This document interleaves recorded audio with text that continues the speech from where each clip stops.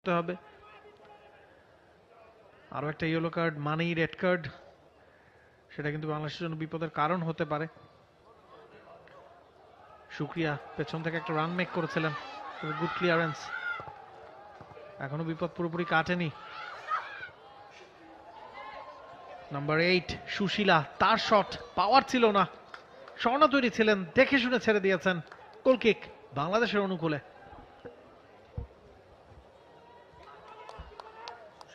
ভালো অ্যাটেম্প, তবে সেটা বাইরে দিয়ে গেছে। চেষ্টা করছে নেপাল সমতায় ফিরবার জন্য। 1 গোলের লিড বাংলাদেশ দলের।